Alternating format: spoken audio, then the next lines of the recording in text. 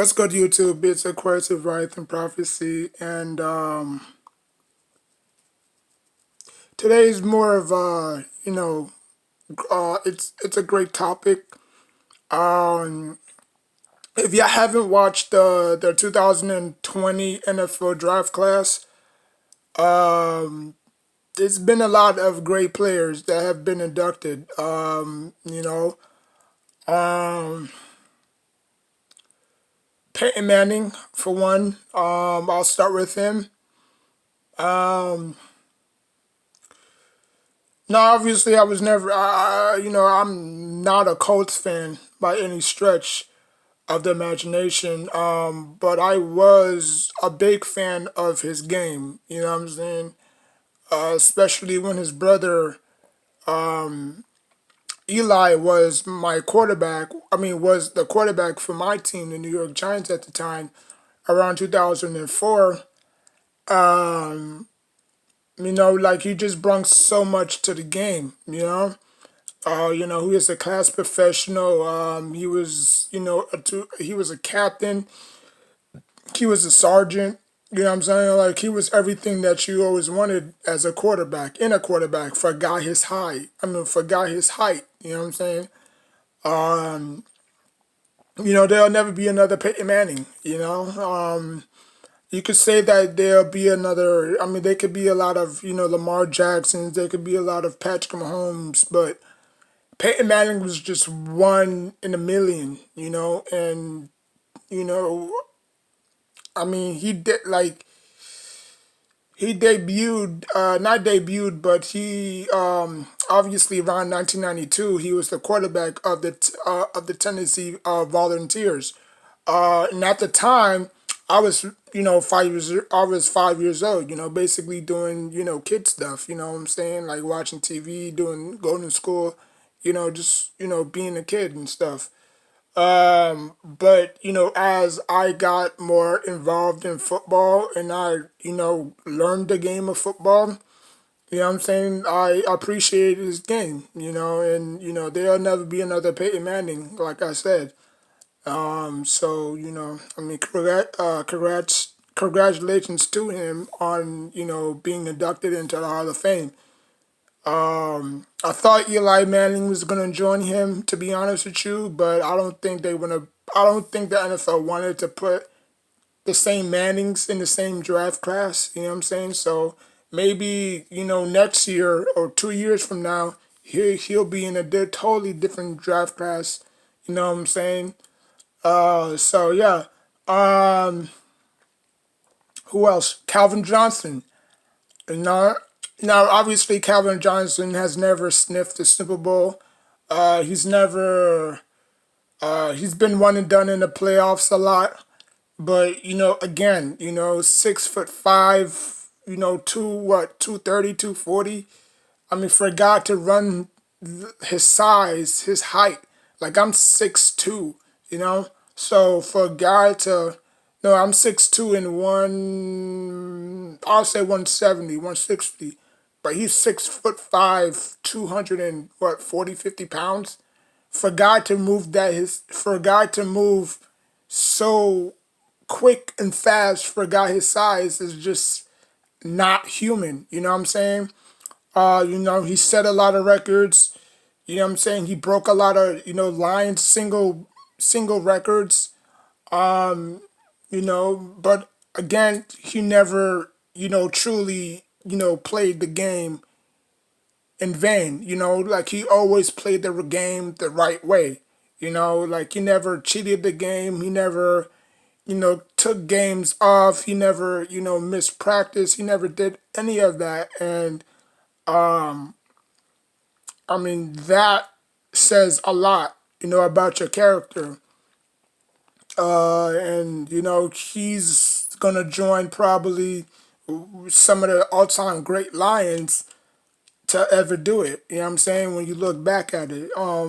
So yeah, so congratulations to him. Next up is Charles Woodson. Charles Woodson is one of those swift army knives. You know. Like he played cornerback, he played free safety. Like he's been inducted into the All Decade team. You know what I'm saying? Like, I mean, he has a lot of interceptions. I might probably say he has like 173 interceptions.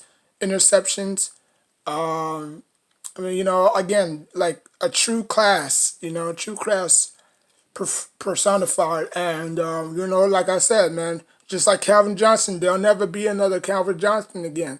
Like you can't teach 6'5" 270. You know what I'm saying? Like Charles Woodson just had that knack. You know what I'm saying? Like he had that knack for the ball. He did everything that he could. He won championships with different organizations. He was just a true, specimen. And his legacy and his memories will live on, you know, ahead of time. Tony Dungy. Uh, what's Tony Dungy? I think Tony Dungy. I don't know. And see Peyton Manning, Charles Woodson, Calvin Johnson, David. He was an offensive lineman for the Steelers. Um, and I think that's it. To be honest, I know there was more, but I just couldn't really think of the top of my head. I just knew, the people that I knew. The people that I knew, that's the people that, obviously came to mind. So, shout out to the class at 2020. Hopefully Eli Manning will get in, probably his second try. Because he will get in there. There's no doubt about it. If Brett Favre is going to go in there, so can Eli. Because Brett Favre has twice as more interceptions than Eli has. But, the media want to throw it under the rug because it's freaking Brett Favre. But anyways, man, he's going to get in there, eventually. May not be this year. May not be this. I mean, it may be next year, but, he's going to get in regardless, you know. Um, but yeah, man, just shout out to that class of 2020. And yeah, man. I mean, Troy Polamalu too. Troy, he's another one. Ed Reed, like, you'll never see those type of players again. Again, once in a lifetime type of generation talent. You know, like Ed Reed never switched teams. Troy Polamalu never switched teams. You know what I'm saying? Like you'll never have that. You'll never have that. That mystique ever again. And it's not the NFL's fault. It's just how the game is. You know, like 80% of y'all don't even watch college basketball or college football, I should say. Majority of y'all probably do, but the ones who don't, there's a whole bunch of new breeds coming in. Like you already seen the draft. You already see there's like 5 quarterbacks in one draft. 5 quarterbacks that's coming out in one draft.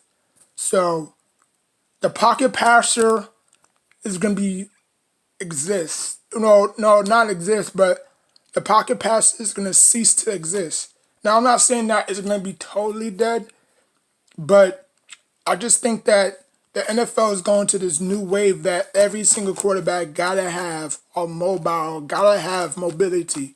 If you can't move and groove, you're gonna be a sitting duck. That's why they're trying to find Drew Brees replacement, Big Ben's replacement. You know what I'm saying? The only reason why they're not really giving up on Tom Brady is because they know that Tom Brady is Tom Brady. You know what I'm saying? Like all the battles that Peyton Manning and Tom Brady had over the years, it was stuff of legendary. You know what I'm saying? It was good times in NFL. Now it's just it's sad now. It's sad that people still putting 110% into NFL. which I don't really give a damn, to be honest with you. You know what I'm saying? I just, like, I've never been a big fan of the NFL. I just switched to the NFL at the time was because my Knicks were so doggone sorry. You know what I'm saying? So I had to have something to root for. You know what I'm saying? Like I had to have like a second New York team to root for. You know what I'm saying? Because my Knicks was just getting blown out each and every game, going 55 and 20, 27 each and every season. So I just had to have a second team to root for. And then come, and then there was the New York Giants. You know what I'm saying? Like obviously I did my homework. I mean, there were three teams in New York, well, New Jersey at the time, but there was the Bills. I did my homework on them, didn't like them. The Jets, did my homework on them, didn't like them. The Giants caught my eye. There was something about this team that just oozed, competitiveness. You know what I'm saying? I mean, I don't know if it was the colors. I don't know if it was the atmosphere. You know what I'm saying? Like, I remember when Plaxico Burress went from the Giants to the Jets, and he said that, yeah, like, some dude asked him, what's the difference between playing for the Giants and the Jets? Well, the playing for the Giants, you have a hope, like you have a sense of urgency every single year, like it's high spirits. It's you know we're gonna have a good year. We're gonna have a good year. If you go to the Jets, it's like you can hear a pen drop in the room. You know what I'm saying? And he wasn't lying. He was not lying. You know what I'm saying? And but anyways, man, that's how I became a Giants fan. I studied them. I did my homework on them. I just didn't hop on the bandwagon. You know what I'm saying? Like I became a fan around Eli Manning's rookie year. You know what I'm saying?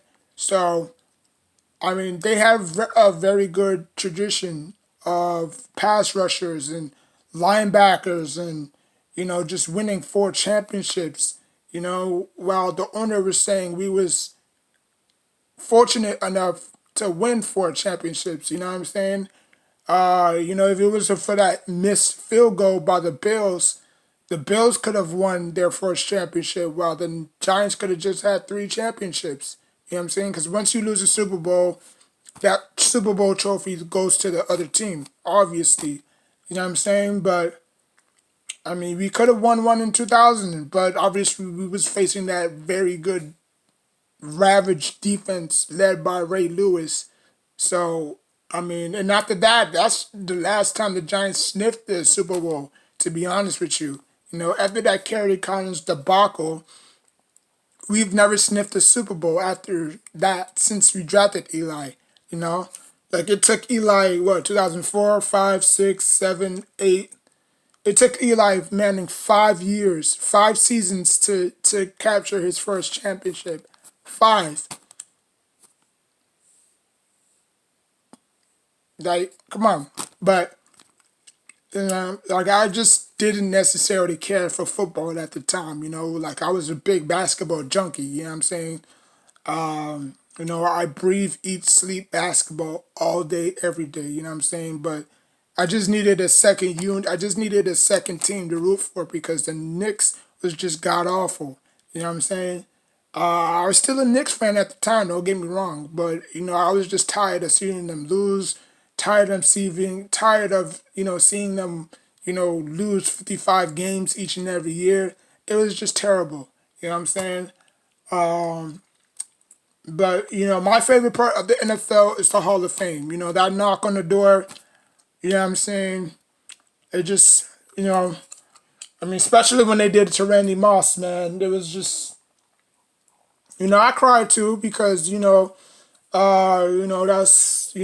I mean, me and Randy Moss, we share the same birthday, and I mean, like when I was finally understanding how to play Madden, because the only, to be honest with you, the only move I knew how to do in Madden was the Hail Mary. Because I see them doing it a lot in practice, and I see them doing it a lot in plays. So I just said that, you know what, let me just throw it up for grabs. I'll play with, Randy Moss now, just throw it up there for grabs. And then obviously, 8 times out of 10, I would always get picked off. You know what I'm saying? Because that's the only move I knew. That and, the screen passes. That's the only move I knew. That's or not moves, but those are only two plays I knew: the Hail Mary and the screen passes. Whether it was to a wide receiver, tight end, running back, that's the only two plays I knew when I first played Madden. You know what I'm saying? And then when I got better, when I played and I got better and I learned, how to actually play, then, everything started clicking. But before that, I was terrible. I was terrible. But yeah, so Randy Moss, obviously, you know, I mean, when he got inducted, I was pretty, excited for him. You know what I'm saying? Because like Randy, like Calvin Johnson, like he came so close many times to win the Super Bowl that he never captured it. You know what I'm saying? And then I think it stung. You know, because he put so much effort and so much energy and so much passion to the game that you know what, it's not worth it. Because at the end of the day, do you want to be a Hall of Famer or do you want to be a champion? Now, obviously, sometimes you can't have it both ways. You know what I'm saying? Like Ray Lewis, he has it both ways. He's a champion and he's a Hall of Famer. You know what I'm saying? But obviously, defense is obviously different than offense. You know what I'm saying? But Ed Reed, I mean, there's another dude, So all these guys that's been inducted, that's getting inducted or has been inducted into Hall of Fame, you don't ever see them again. You don't ever see players like them again because the NFL has changed dramatically, you know. Um, but you're gonna see a whole lot of Odell Beckham Juniors though. You're gonna see a whole lot of Devontae Adams. You're gonna see a whole lot of DeAndre Hopkins. You're gonna see a whole lot of Mike Evans. You know what I'm saying? So all these hybrid receivers that's coming out at these drafts, like they don't look polished. They don't look like those. They don't look like a receiver that's gonna be here for the next 15 years. To be honest with you. You know what I'm saying? Like, look how long again, another one, Larry Fitzgerald. He's been playing since '05. '05. That's the longest time they be playing. Adrian Peterson, Frank Gore, all of them. Like, the NFL is dying. The NFL is going to die. You know? And then it makes it even worse because, again, the fans don't know who these players are. That's the that's the worst part. That's the worst part. Like, do you know, fun fact, do you know 70% of NBA fans watch college basketball? 70%. What's the percentage of today's NFL fans watching college? Now, like I said, you may have a team that's in college. You know what I'm saying? Whether it's football or basketball, you do have a team that represents college, you know what I'm saying? Or you may just have a team in both fields, you know what I'm saying? But I'm just talking about the majority of the fans that strictly just watches the NFL. They don't watch nothing else, just the NFL. So when so when your team drafts somebody and you don't know them, you're just gonna cheer, not knowing who they are. You gotta know who they are because they're gonna be in your team for the next 5, 10 years. You know, that's like me. That's like the Giants drafting somebody that I don't know. That's like the Giants drafting Odell Beckham Jr. and I never knew about him. And that was the last draft I actually saw against the Giants because the Giants was just god awful, you know. But that's the last time I actually watched the NFL draft, you know. Like I wanted the Giants to draft Mike Evans, but they didn't. They went for Odell Beckham Jr. because he was the most talented receiver out of the bunch, you know. But I'm not here to throw shit at Odell, and I think he's a good dude. He just has, you know, issues. I would probably say chemistry issues. But anyways, man. So I mean, there you have it, man. I mean, the NFL. I mean, that's the best thing I hate. I mean, that's the best part I like about the NFL. To be honest with you, it isn't the combine. It isn't the NFL draft. It's the Hall of Fame knock.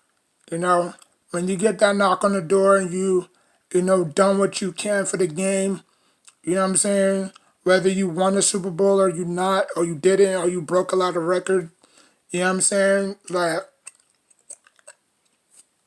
I mean, head coaches, owners, players, anybody can get in, unless, you do something heinous, like Ray Rice did. Like, that dude would never see the Hall of Fame in his day again. And I don't think he cares neither, to be honest with you. You know, he didn't make that much of an impact while he was playing, but everybody knew him as 27. You know what I'm saying? That dude was built different. He was like Maurice Jones-Drew. But a little bit taller. You know, but I mean, like I said, man, all those players I mentioned, a dime a dozen. You'll never see them again. You'll never see players like them again. And people gonna try to compare, this rookie to, Calvin Johnson or, you know, like just give it up. The NFL is going into a deep hole. And I mean it is what it is. So congratulations to the 2021-2020 draft class. Um, And yeah, if I'm missing anybody out, you can let me know in the comment section down below. I think I am missing a few people. Because I think there's seven. I think there's 7 or 6 participants that gets inducted into the Hall of Fame. So yeah, so like, comment, subscribe, and till next time, take care of yourself and each other, and good night.